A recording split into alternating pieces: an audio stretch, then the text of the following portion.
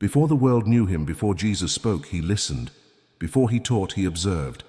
Before he challenged power, religion, or human conscience, he was a child. Not a symbol, not an idea, not a sacred figure suspended in time. A child who grew up in a hard, unstable, dangerous world. A child who learned early that life is not always fair, that people do not always say what they believe, that faith does not always look like God. For centuries, these years remained silent, not because they did not matter, but because no one knew how to tell them. Here you will not see miracles, you will not see wonders, you will not see a child preaching like an adult. You will see something more uncomfortable and more revealing.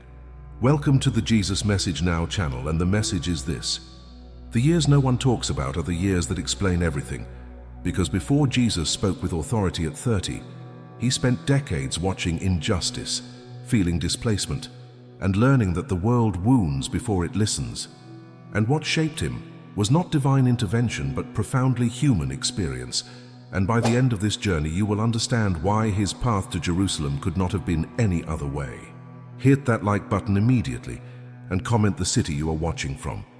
This declares you want to understand the most intimate part of Jesus' story that the Bible does not tell, but that explains who he became. Your interaction helps this revelation reach others. Comment your city now.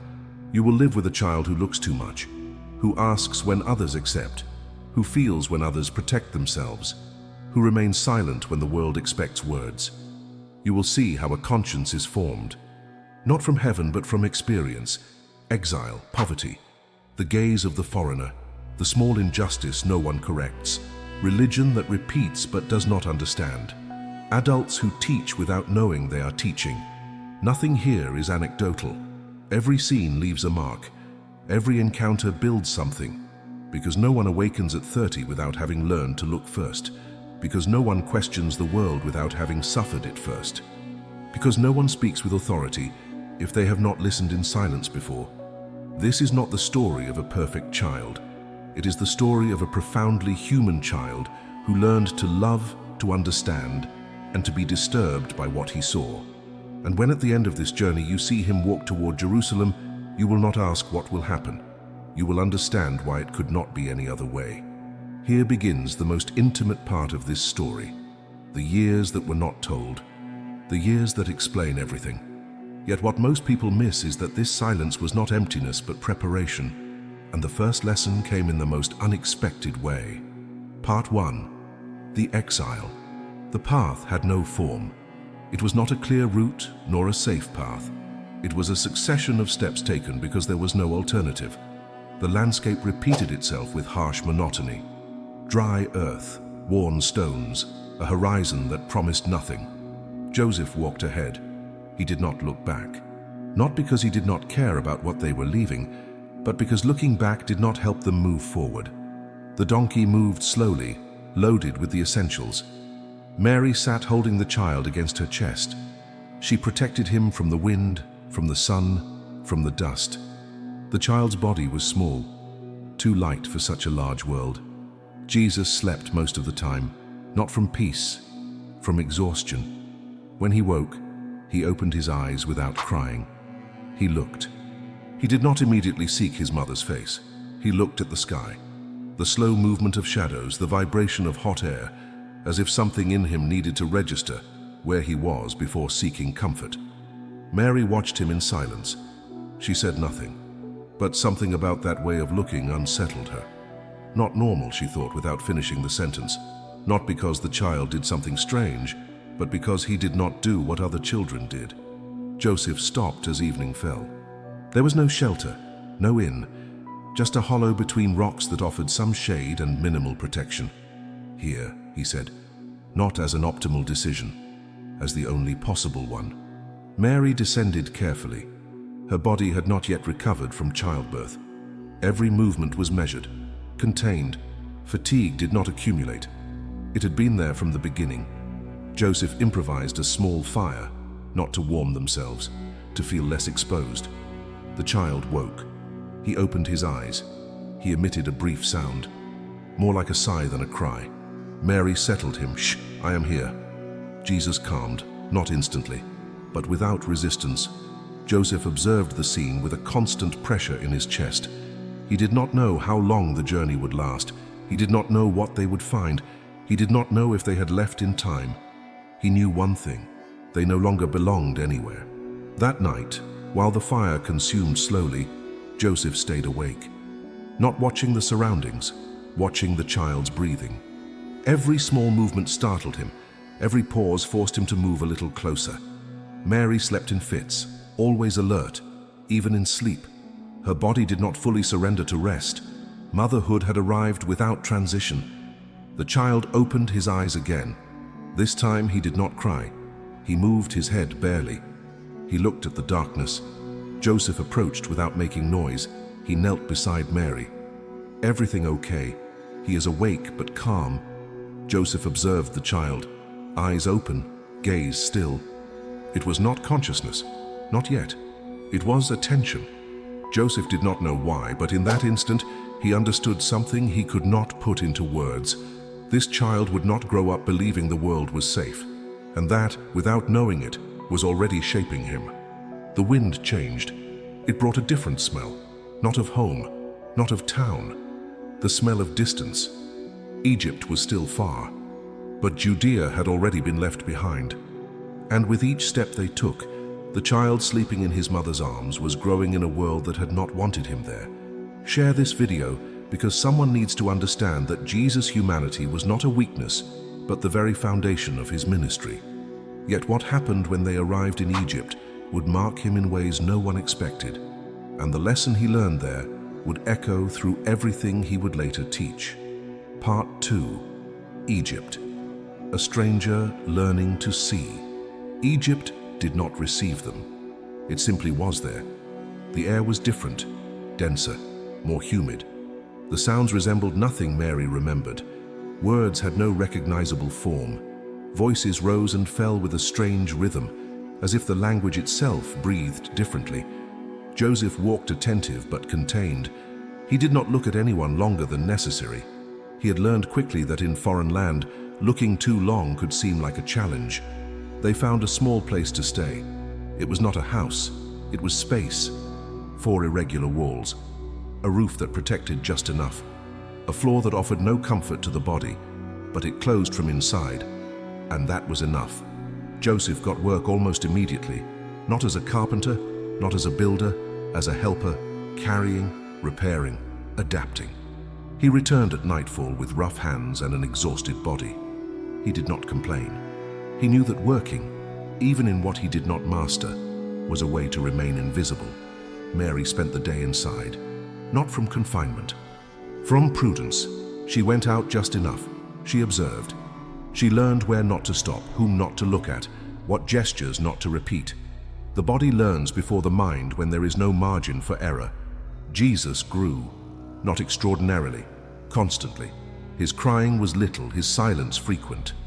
Sometimes Mary watched him while he slept, trying to recognize something familiar in an environment that was not. The child did not seem restless. He did not seem to claim what was lost. That unsettled her more. One afternoon, Mary went out for water. She carried Jesus wrapped against her chest. The weight was already different, not bigger, more present. At the well, other women talked among themselves. They did not lower their voices when they saw her, nor did they invite her into the conversation. It was not active rejection. It was absence of recognition. Mary asked for water with clumsy gestures. Someone understood. They handed her the jug. "Thank you." No one responded. Jesus opened his eyes. He looked at the women, then at his mother, then at the surroundings. He did not seek an answer. He did not seek reflection. He just looked. One of the women stopped a second longer than normal. She did not smile. She did not turn away. She just observed the child. She said something in a language Mary did not understand, but whose tone was clear. Mary nodded without knowing exactly what she was agreeing to. She returned slowly. That night, while Jesus slept, Mary spoke with Joseph. Here no one knows who we are, and that keeps us alive. Do you think he feels it? Not yet, but he will learn." Mary closed her eyes, not from sadness, from understanding. The days followed without milestones, work, Silence, learning. Jesus began to walk, first clumsy, then decisive. The ground was not kind, but the child did not hesitate. He fell. He got up. He did not look around seeking approval. He did not ask the world's permission to move forward. Mary watched him, not with pride, with a mixture of tenderness and fear. One morning, Jesus stopped in the middle of the reduced space that served as home. He looked at his mother. He said a word. It was not clear, it was not correct. It did not belong to any complete language, but Mary understood it. It was her name, not pronounced completely, not as others would say it, but said. Mary felt a knot in her throat, because for the first time since they had arrived, someone pronounced her name in that land, and that someone was the child. Egypt had not received them, but the child was learning to be, and without knowing it, he was learning something deeper. That identity is not born from place, but from what is sustained, even when no one recognizes it. Here's what shaped him most profoundly, and it happened on an ordinary street in ways that would never leave him. Part 3. Returning to what never felt like home. The sun fell straight on the mud walls. The air vibrated with heat. Shadows were scarce and hard, as if even they had tired of protecting. Jesus walked beside Mary, taking short but firm steps. He no longer needed to be carried. He wanted his feet on the ground. Mary let him, not from carelessness, from intuition. They walked slowly. She carried a small bag with what was necessary. He observed everything, not with noisy, childish curiosity, but with a silent attention that did not get distracted. A sound interrupted the rhythm. It was not loud. It was not immediate. It was a low lament, repeated, almost mechanical. Jesus stopped. Mary continued 2 more steps before realizing. She turned. "Come," she said, extending her hand. Jesus did not move. He looked toward a corner of the street where a figure sat on the ground, leaning against the wall. An older man, thin, too still, one leg stretched, the other bent unnaturally. The man murmured something that was not fully understood. He did not beg. He did not claim. He simply emitted sound, as if silence weighed too much on him. Mary pressed her lips. "Do not look. Come." Jesus did not obey immediately, not because he defied, because something in him had stopped inside. The man lifted his head a moment. His eyes were tired, without brightness, but attentive. He saw the child. He held him with his gaze barely a second. He did not smile. He made no gesture. He lowered his head again. Jesus took a step toward him. Mary took his arm gently but firmly. "Jesus." The child looked at her. There was no fear in his expression.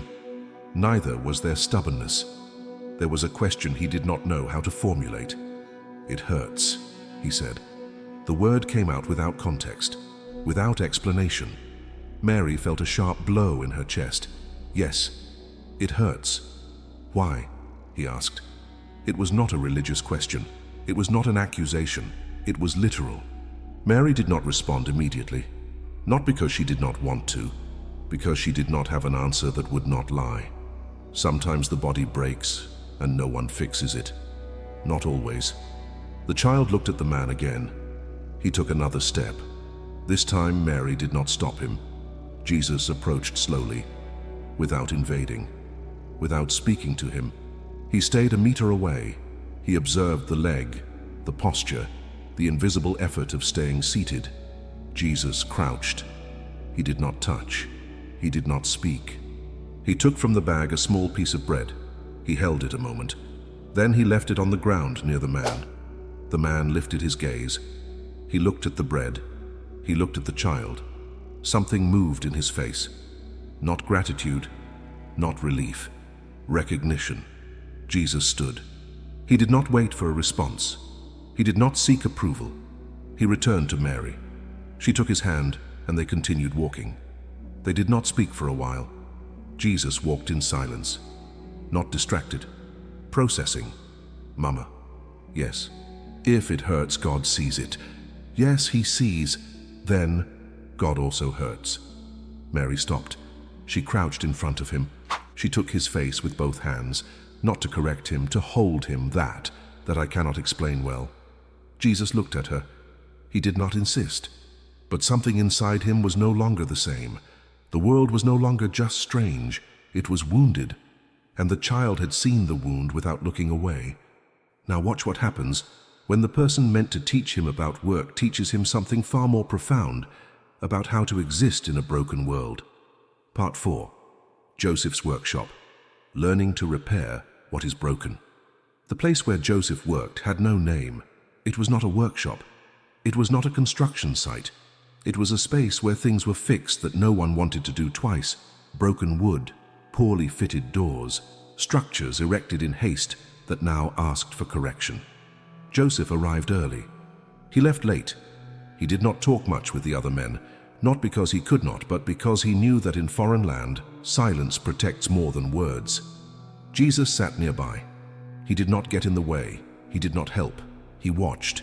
He watched his father's hands, how they measured, how they corrected, how they repeated a gesture until it was firm.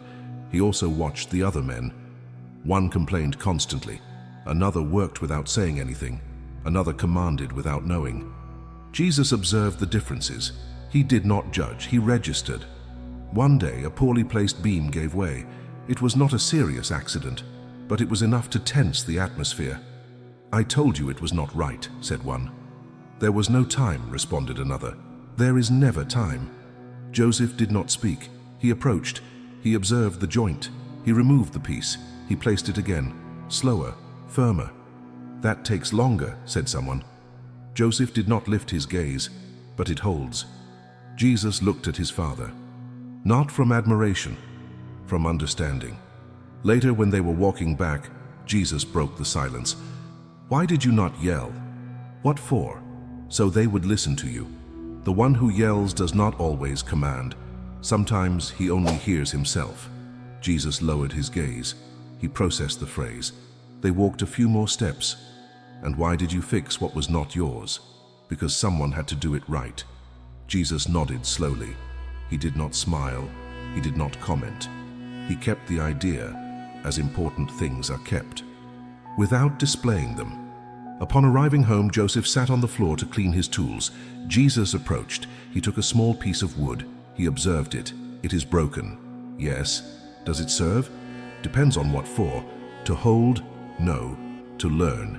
"Yes." Jesus lifted his gaze. He said nothing. But that night, while he lay down, Mary watched him longer than usual. "You were different today. Dad fixes things even when they are not his." "Yes, I know. I also want to fix things when I am big." Mary did not respond. Not because she did not want to, because she understood something she could not yet say. The child was not learning a trade. He was learning a way of being in the world. And that, although no one knew it, would accompany him always.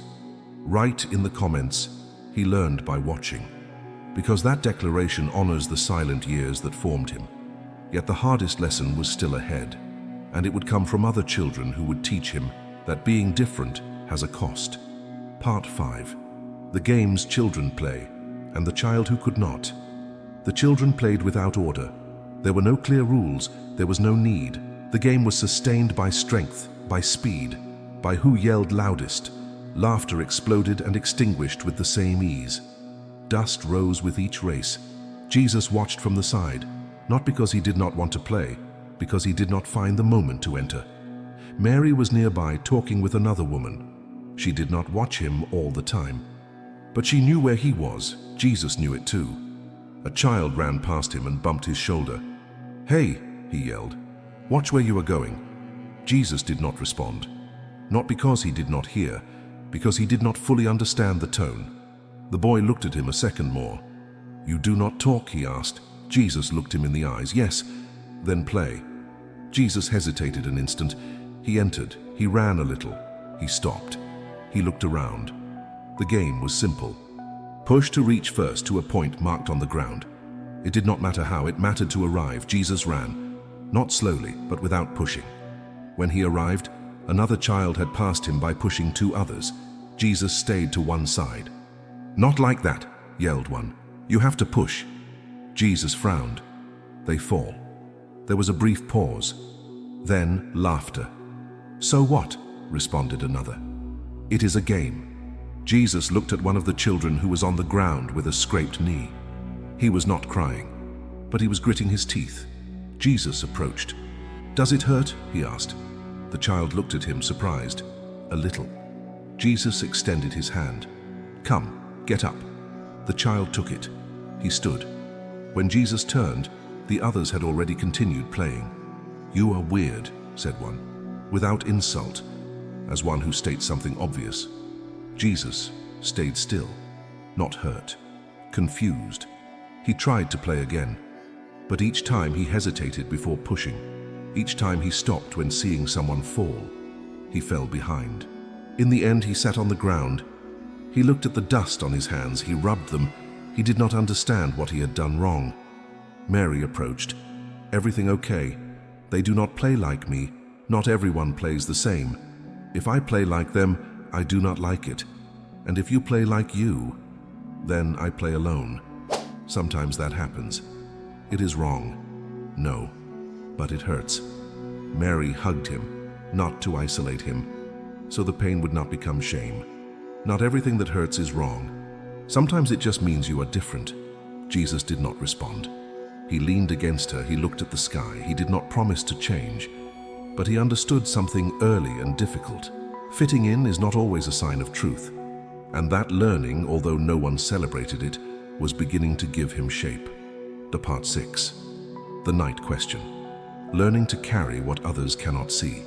The house was in silence, not tense silence, tired silence. The kind that arrives when the day has nothing more to ask. Maria was gathering the last utensils.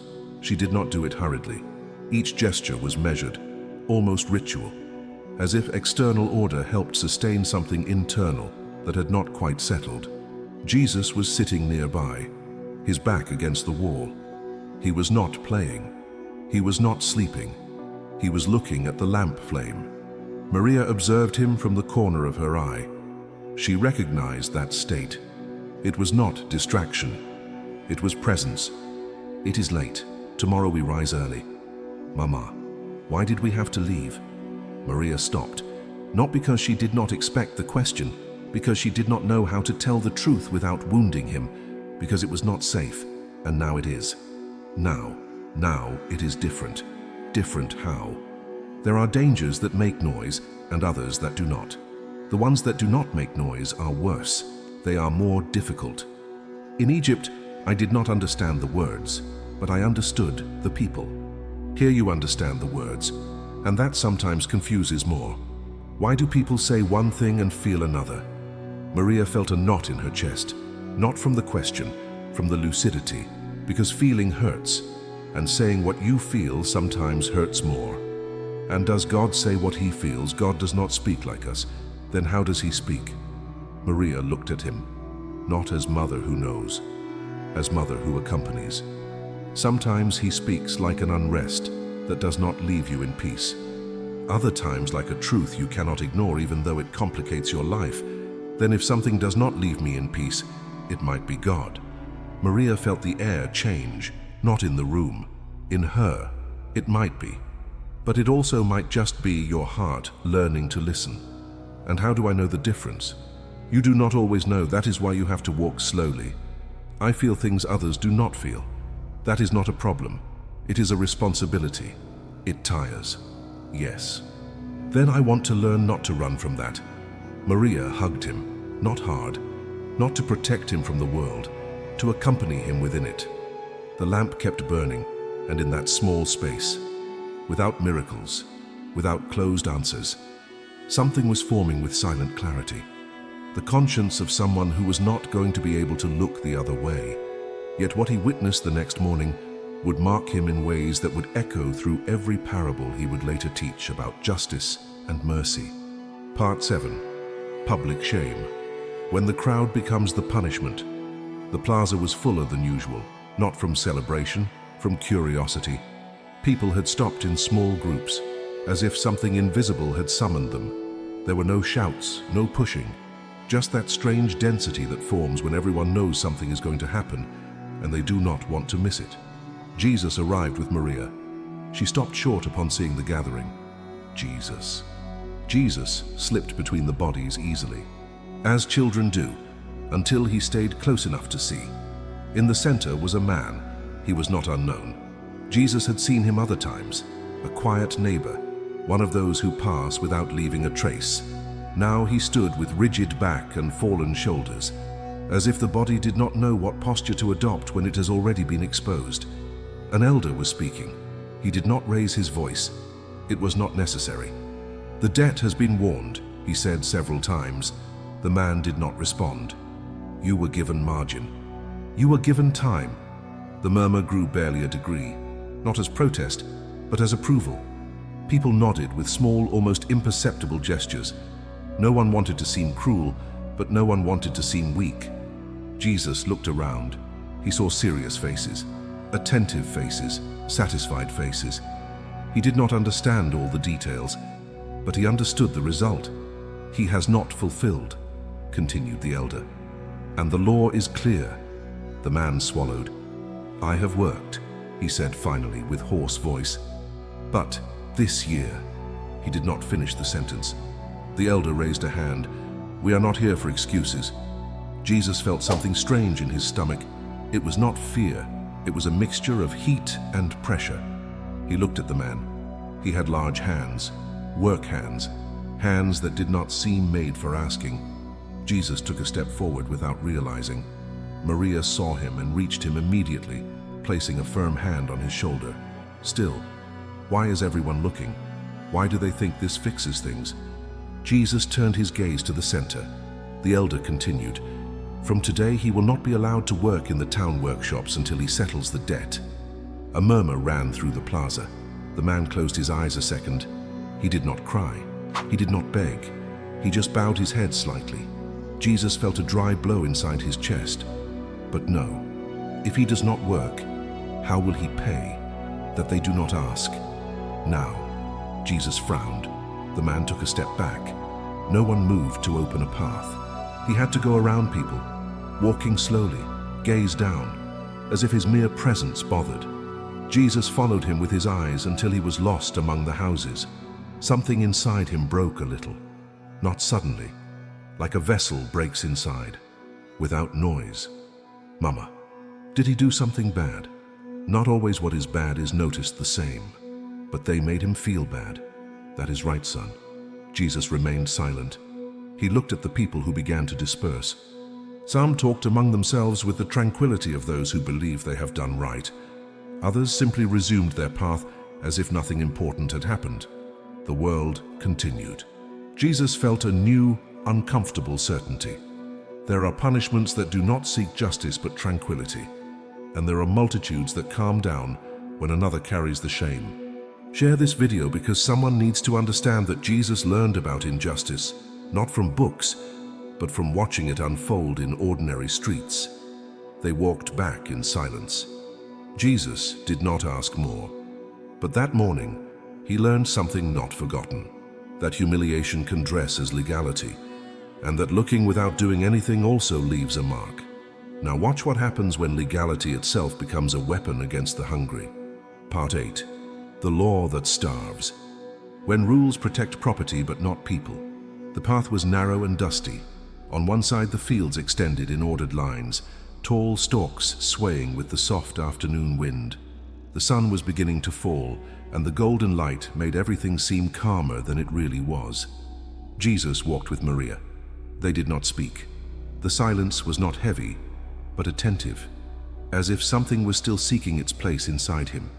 In the distance, they saw a woman crouched among the stalks. She was not working like the others. She was not cutting, not carrying. She moved slowly, gathering what remained on the ground. Fallen stalks, remains no one had wanted. Jesus observed her with curiosity. What is she doing? Gathering what remains to eat. The field is not hers. No. Then can she do it? The law says what falls can be gathered for the poor. Jesus nodded slowly. They continued walking. Suddenly a voice broke the air. "Hey!" A man approached from the other side of the field. He was not running, but walked with firm, annoyed step. "That is not," he shouted. "Get out of there." The woman startled. She straightened clumsily with a small pile of stalks pressed against her chest. "Sorry," she said. "I was only—" "You have taken enough." The man interrupted. "Leave. I have children," she responded, lowering her voice. "Just this." The man shook his head. "The law allows gathering what falls," he said, "not what you tear."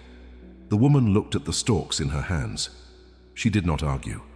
She let them fall to the ground one by one, as if each gesture cost her something more than food. Jesus felt a knot in his stomach. "But if she is hungry?" Maria did not respond immediately. The man looked at Jesus, surprised by the childish voice. "Rules are rules," he said. "If everyone did what they wanted, there would be nothing left." Jesus looked at him fixedly, not with defiance, with genuine incomprehension. "And if she does not eat today?" The man shrugged. "Not my business." He turned and walked away. The woman picked up the small empty sack she carried and left in the opposite direction without looking back. Jesus remained still. "Mama, you said the law permitted it. Then why does he say it does not?" "Because sometimes law is used to protect what one already has, but hunger does not wait." Jesus took a step toward the field almost without thinking. Maria stopped him again. "No, not like this." "Then what good is law?" "So the world does not break completely. But when it forgets people, it also breaks it. Then it is badly made. No, son, it is incomplete. Give this video a like because you are helping reveal how Jesus' understanding of compassion was formed through witnessing the gap between law and love. Jesus kept silence. They walked back. Jesus did not speak for a long stretch, but something had become clear inside him, with a clarity that hurt. There are laws that order the world, and there are lives that do not fit in that order. And when both things collide, someone always goes hungry.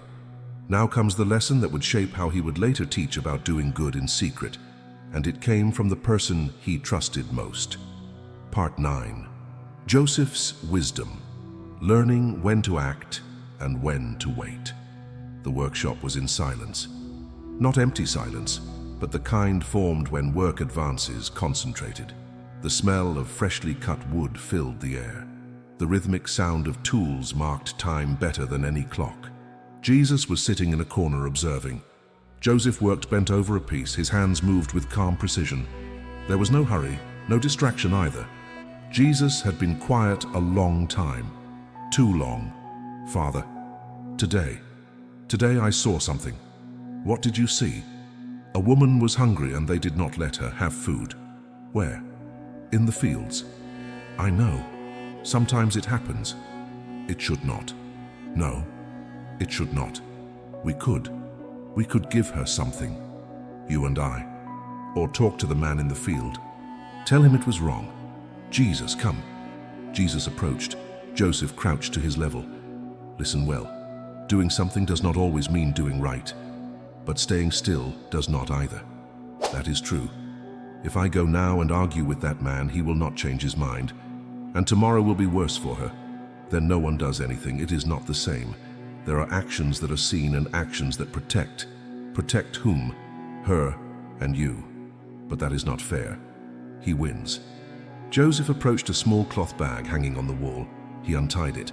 Inside was bread. Little. "Look, take it. But not today. Not now. And not in front of everyone." "Why not now?" "Because if you do it so they see you, you do not help the woman. You help yourself." Jesus felt a dry blow in his chest. It was not pride that moved him, but he did not know how to distinguish it yet. Then when? When you do not endanger anyone, and when you do not do it to calm what you feel. Jesus kept silence. They left the workshop together. They walked some streets. Jesus carried the bread hidden under his tunic. Upon reaching an alley, he saw the woman sitting on the ground, with a child sleeping on her legs. Jesus stopped. He looked at Joseph. Joseph nodded barely. Jesus approached slowly. He left the bread beside her. He said nothing. The woman lifted her gaze. She did not see Jesus immediately. She saw the bread. Her eyes moistened. Jesus had already stepped away. There was no thanks, no scene, just a life that for one day would not go hungry. Jesus walked in silence. Father, will it always be this difficult? Yes. If it ever seems easy to you, check why. Subscribe to this channel because we go deeper into the formation of Jesus' character than anywhere else, revealing how he learned to love in practical, costly ways. Jesus did not speak again, but that afternoon he learned something that weighs a whole life. It is not enough to want to do good. You have to learn when, how, and for whom. Yet the next encounter would teach him that speaking truth to power always carries a price. Part 10. The man who smiled while taking. When injustice wears a pleasant face, the open doors let interior views be seen. Simple, tables, vessels, tired bodies moving with the habit of every day. The sound of the town was usual. Steps, low conversations. Life that does not ask too much. Jesus walked alone, not far from home, enough to feel free. Upon turning a corner, he stopped. A man stood before another. He was not shouting, not openly threatening. He was smiling. "I am not asking anything that does not correspond to you," he said. "Just an adjustment." The other man, younger, thinner, pressed a small bag against his chest. "I already paid," he responded. "Last month. And this one," answered the first without losing his smile. "Things change," Jesus observed. The man speaking wore a clean tunic. Not rich. Correct. One of those that inspires confidence without raising suspicions. He had a way of moving sure, like one who knows he will not be questioned. "I cannot," said the young man. "If I give more, I have nothing left." The other tilted his head. "That is no longer my business." Jesus felt a familiar pressure in his chest. Not rage, not fear, an uncomfortable certainty. "If you do not fulfill," continued the man, "I will have to notify. You know how this is." The young man lowered his gaze, opened the bag, took out some coins. Not all, just some. The man counted them slowly. "It lacks," he said. The young man hesitated. He looked around. He saw Jesus.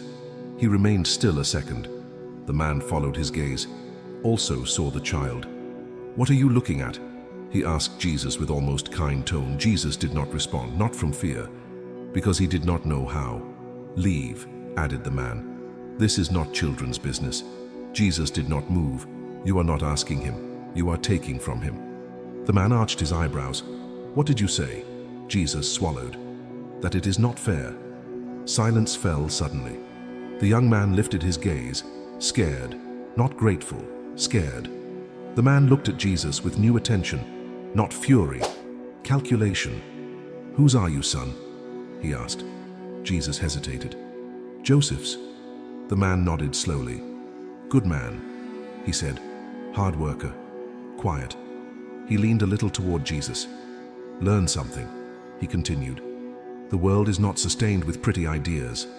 Jesus looked at him fixedly, also without fear. The man smiled, but this time it did not reach his eyes. "You will learn that already," he said. He took the coins, turned, left. The young man remained immobile. He did not give thanks. He said nothing. He just picked up the empty bag and walked away quickly, as if any word could make things worse. Jesus remained alone. He felt something new, not the urgency to act, but the weight of having spoken. That night when telling Joseph, he did not get angry. He closed his eyes a moment, breathed deeply. "You did what you felt. But now listen to this. Small power is not defended with strength or with shouts. Then how?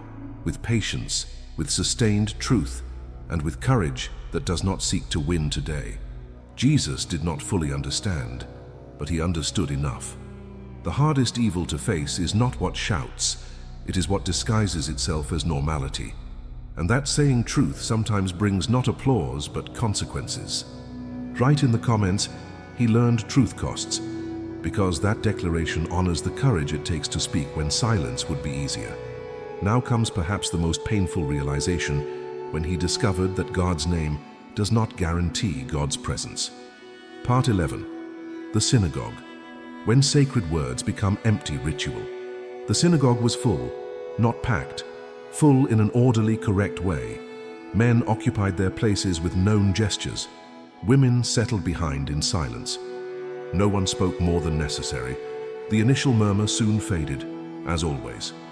Jesus sat next to Joseph. He had been there many times. He knew the movements, the pauses, the moments when they had to stand. The reader began. His voice was firm, trained. Words came out clear, without stumbles. Each phrase was said as it should be said. There was no doubt, no error. Jesus listened, not with distraction, with real attention.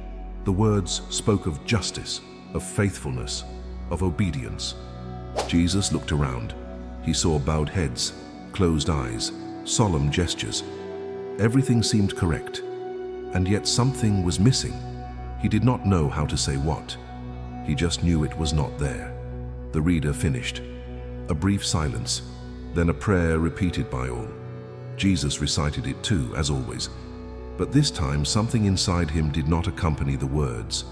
He turned slightly toward Joseph. "Father, where is God?" "Here, in his word. But I do not feel him." "You do not always feel him. Sometimes you obey." Jesus kept silence. He looked at the reader, at the respected men of the town, at the same faces he had seen judge, ignore, set apart. Something did not fit. When the meeting ended, people stood in order. Brief greetings, adequate comments. "Beautiful reading," said one, very clear. Jesus walked behind Joseph and Maria. Upon leaving, already outside, he stopped. "Mama, if God is just, why did no one speak of the woman in the field?" Maria did not respond immediately. "Today it was not the turn," said someone nearby without bad intention. "Each thing has its moment." Jesus looked at that man. "And if the moment does not come?" The man smiled uncomfortably. "That is not our business." Jesus felt a strange cold in his chest. They walked back.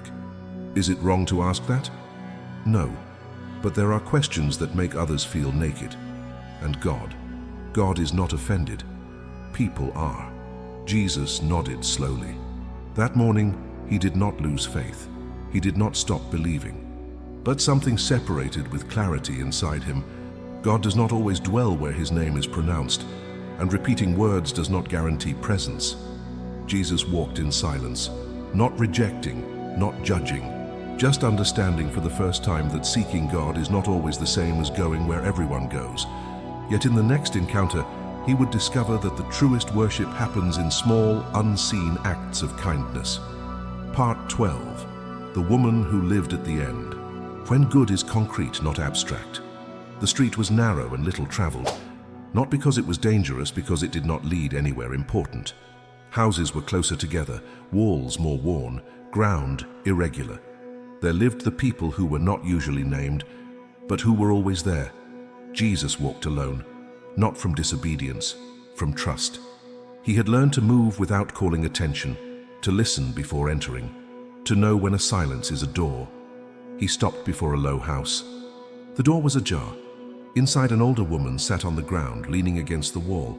She had an empty vessel beside her, and hands resting on her knees, still, as if they no longer expected anything. Jesus knew her. He did not know her name, but he knew her face. He had seen her at the synagogue, at the market, always at the end. Jesus remained at the threshold. He did not speak immediately. "Enter," said the woman without looking at him. "If you have come to say something, say it." Jesus entered slowly. "I have not come to say anything." The woman looked at him then. "And what?" she asked. "Have you come to look?" Jesus shook his head. He approached the vessel, lifted it, observed it. "It is empty." The woman let out a brief, dry laugh. "You did not need to come here to know that." Jesus did not smile. "Can I fill it?" "With what?" she asked. Jesus did not respond. He left the house, returned minutes later. He brought bread, a little oil, nothing more. The woman lowered her gaze. Her hands trembled barely. "It does not fix anything," she said. "Tomorrow will be the same again." Jesus nodded. "I know." The woman lifted her gaze, surprised. "Then leave," she said. "Do not get used to coming. It is not good for anyone." Jesus did not move. "I have not come to get used to it. I came so today does not hurt the same." The woman closed her eyes. breathed deeply. "What is your name?" she asked. "Jesus." She nodded slowly. "Thank you, Jesus." There was no embrace, no blessing. Jesus turned and left. Upon reaching the street, he stopped an instant. He did not feel better. He did not feel satisfied. But something inside was in its place. That night, when telling Maria, she did not praise him. She just looked at him a long while. There are things that do not change the world, but change the day. Maria lowered her gaze, smiled. Jesus lay down. Without knowing it, he had just learned something that would sustain his entire life. Good is not always visible, but it is always concrete. Now comes the conversation that would reveal the deepest fear of the one who loved him most. Part 13. Maria's fear. When a mother knows her son will not be protected. The house was in silence, not the silence of deep rest, but of contained breathing. When everyone sleeps but something remains awake. Maria sat beside the lamp. The light was dim, enough to see, insufficient to hide thoughts. Jesus slept, not restless, not agitated. He slept with relaxed body, but with barely furrowed brow. As if even in sleep something continued processing inside him. Maria observed him, not as proud mother, as attentive mother. Joseph slept on the other side of the room, tired, surrendered. Maria rose slowly, approached the child's bed, sat beside him, did not touch him yet. Jesus. Tell me, mother, does something hurt? No. Then why do you not rest completely? Because I think. Maria sketched a brief, sad smile. That I already know. Today. Today I saw you look at people. I always do it, do I not? Like that. Today they weighed on you. Sometimes it seems no one sees the same as I do. That is what scares me. Not you, the world. Why? Maria searched for words that were not prophecy, that were not inherited fear, just human truth. Because when someone sees more, they usually hurt more. And because not everyone is grateful when you show them what they prefer not to look at, then I should look less. I wish I could tell you yes. But it would not be truth. I have to stop asking. Never. But you have to learn when to keep silence so you do not break before time. Father says you have to wait, and he is right. Waiting is not surrendering. It is caring for what you carry inside. And you? Do you also have fear? Yes. Of what? That you are so good the world does not know what to do with you. Then I do not want to stop being it. Maria felt something break and order at the same time. Do not do it. Just do not walk alone. Jesus nodded, lay down again, closed his eyes. Mama, if someday I have to say something, will you be near? Always. Jesus breathed deeply. The brow relaxed. Sleep returned. Maria stayed there a while longer, looking at him, not seeing the child he was, but the path already beginning to open under his steps. That night, she understood something with painful clarity. Not all children come to be protected. Some come to be accompanied while they expose themselves to the world. And loving like that also costs. Yet the final journey was approaching, and it would mark the end of childhood and the beginning of something no one could stop. Part 14. The road to Jerusalem. When childhood becomes too small. Nazareth began to change rhythm, not evidently, not with announcements. It was something noticed in bodies. Conversations lasted a little longer. Doors closed with more care. Families counted provisions, reviewed sandals, folded cloaks only used once a year. Jesus perceived it, not as celebration, as preparation. This year we will all go. It is time already. The road will be long. How long? Several days walking. We will sleep outside. Yes. There will be many people. Many. Jesus kept silence. That night upon lying down, he did not sleep immediately.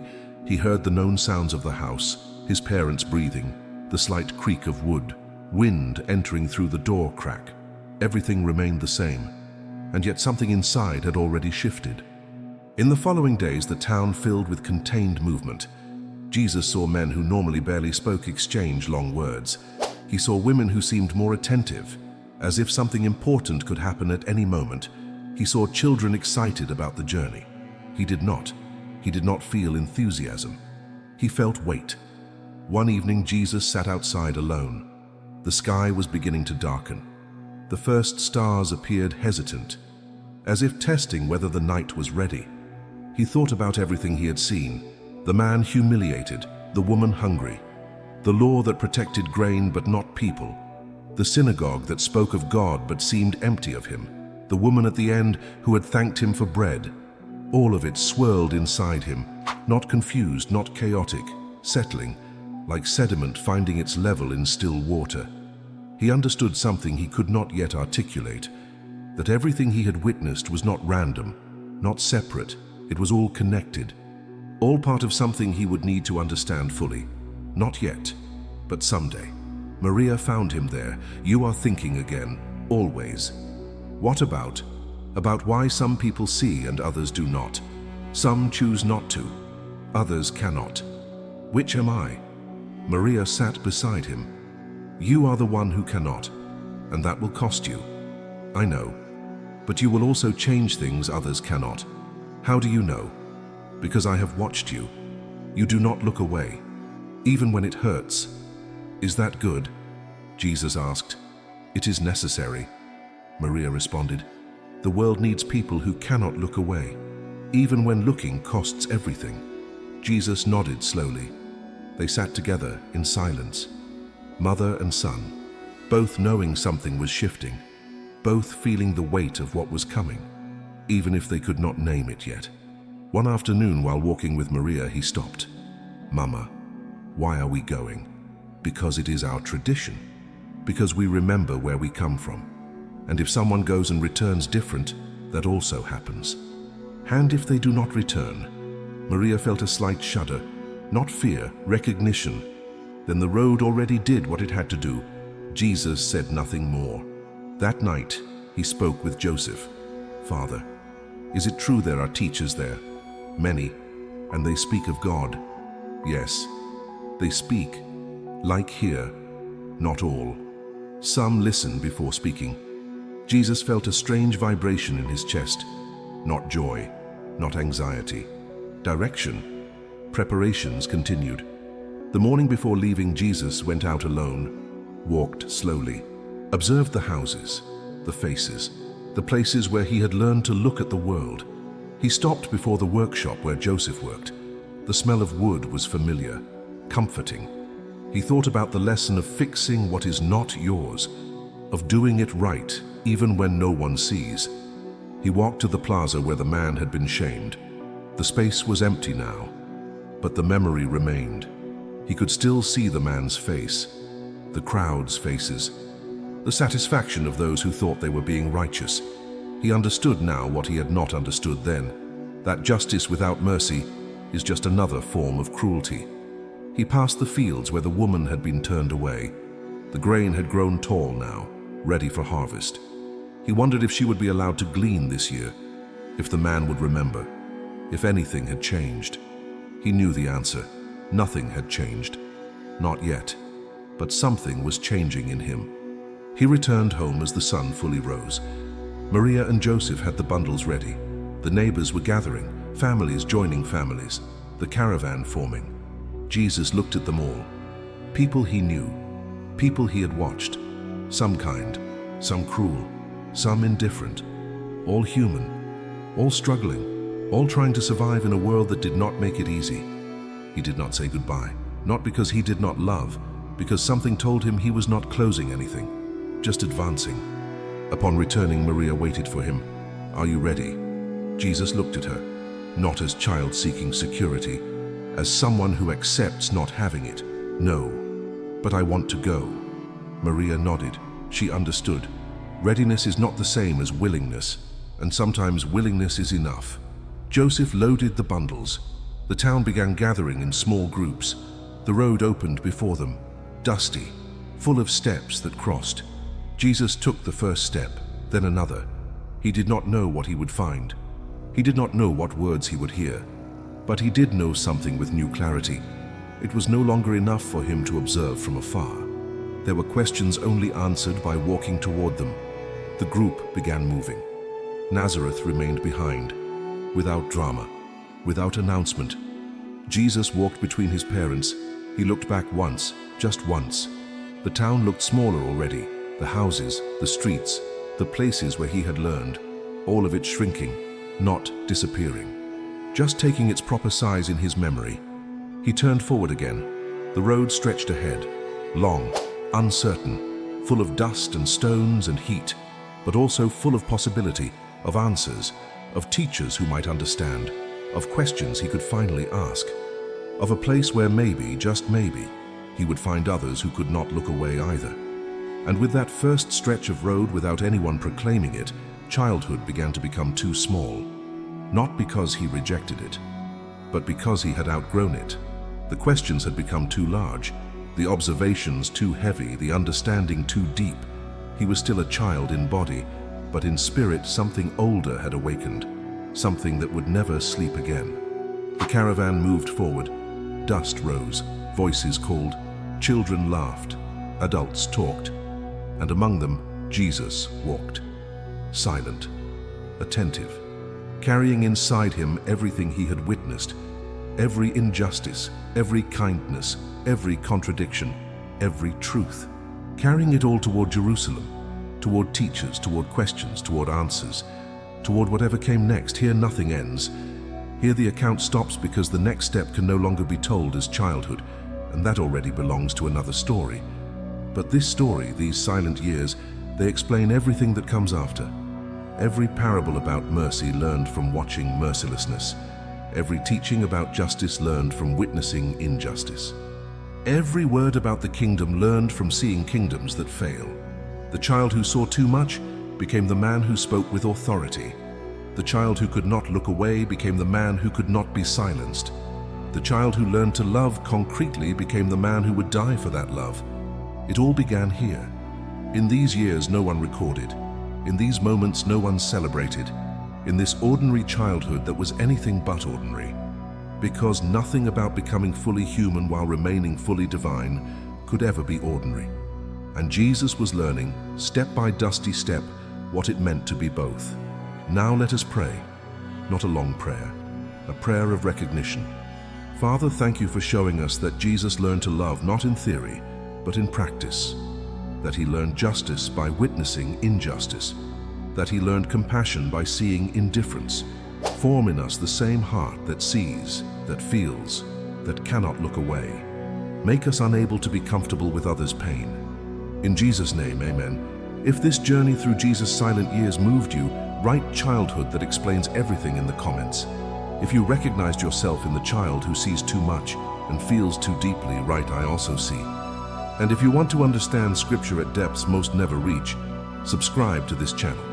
Share this with someone who needs to know that Jesus' humanity was not weakness, but the very foundation of his divine mission. God bless you.